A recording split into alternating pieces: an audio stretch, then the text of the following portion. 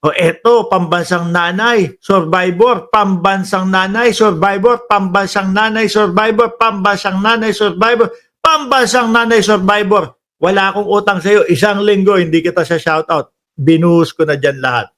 Ha? O ngayon ho, mga kababayan, kasalanan naman pala ni dating Pangulong Duterte, kaya hindi na siya pwedeng mapauwi eh. Oh, siya din pala ang may kasalanan, kaya malabong makauwi na ang dating Pangulong Duterte. No, yung hinihiling ni Inday Sara Duterte na BP Sara ICC should respect Duterte's right, no? Send him back. Ayan daw po. Ngayon, Duterte's right? Di ba dati, naalala nyo ho, sumisigaw ang dating Pangulong Duterte, oh, ICC, sipain ko pa yung mga yan eh. O ngayon, eto na.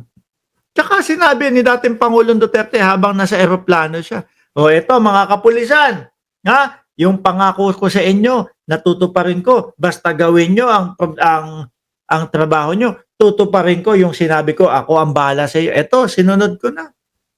Eh dapat, hayaan si dating Pangulong Duterte, no? Na maipagtanggol, ano yung pauwi-uwi. BP, kahit nasabihin po natin na araw-araw may nagsisisigaw diyan sa harap ng sa harap ng ICC. Wala po yan, hindi po counted diyan. Di ba? Hindi po counted diyan, mga kababayan. Bakit to? Oh, hindi po puntos yung merong mga sumusuporta sa iyo at sumisigaw nang pauwiin na ang dating Pangulong Duterte. Hindi din po magkakaroon ng puntos yung kagaya nung ginagawa nila Greco-Bellica na sumulat kay Trump, sumulat kay Putin, sumulat kay kay Netanyahu. Ako hindi ako naniniwalang nakarating yun doon. Baka ang ginawa lang niyang mga yan ay sumulat, kunyari. Di ba? Eleksyon eh. Papasikat doon sa mga botante. Oh, susulat ako dito. Tapos, pinicturan. Pagka-picture, oh, wala na. Okay na yan. O, basta ito, ginagawa ko para kay dating Pangulong Duterte. Talo. Wala na. Di ba? Ngayon, no, ang paliwanag ni Congresswoman-elect Leila de Lima, mga kababayan. Ano daw po? Sabi, this is no longer applicable to her father after he withdrew the Philippines from the ICC. Bakit nga naman nila pakikinggan? Di ba? Ang sigaw ninyo dyan. Winidraw na ni dating Pangulong Duterte ang pagkakasapi natin sa ICC.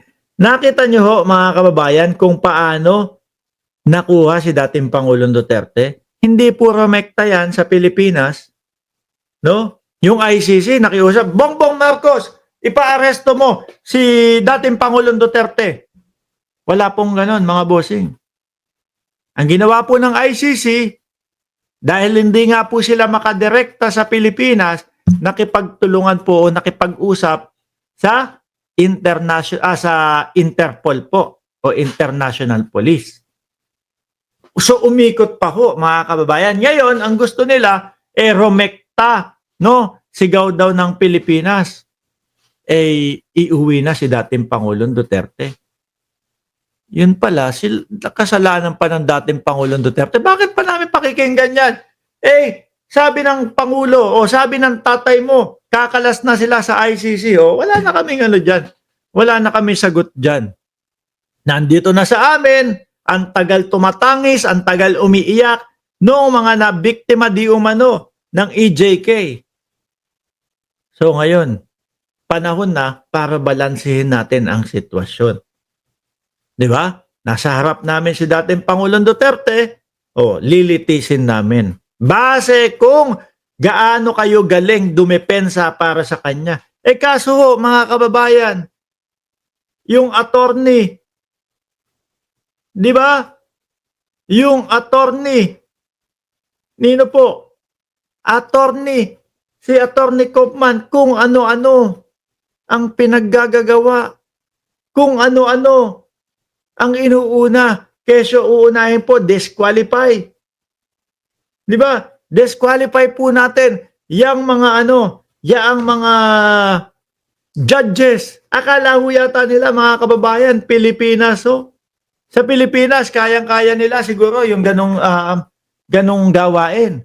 Pero po sa ICC, sorry po, walang artihan dyan, no?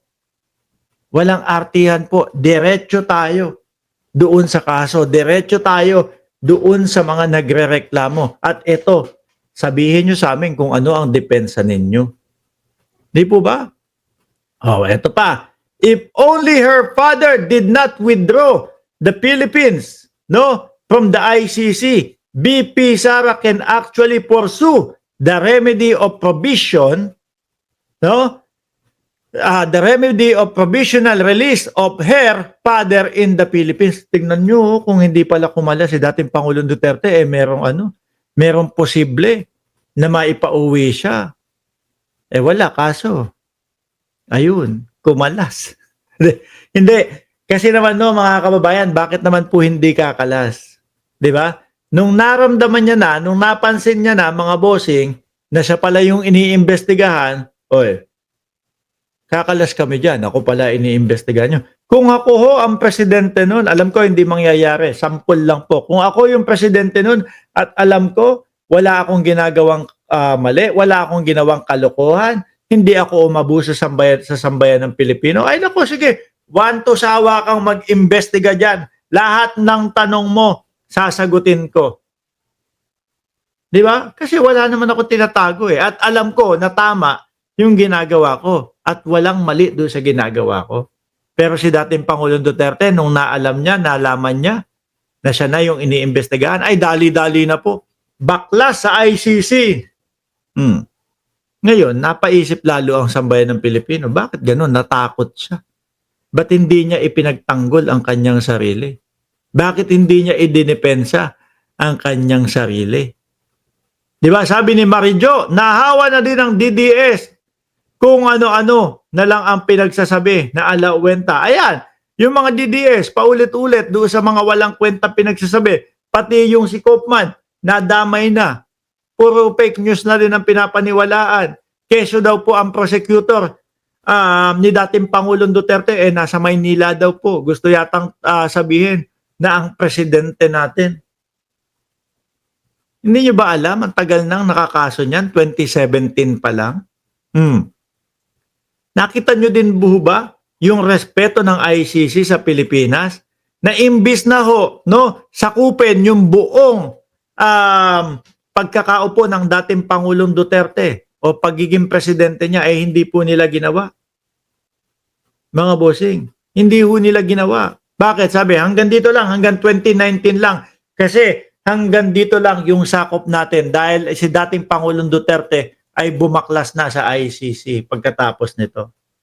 Pinagalang. Kaya ngayon mga kababayan, yung pagkakabaklas pala ni dating Pangulong Duterte sa ICC,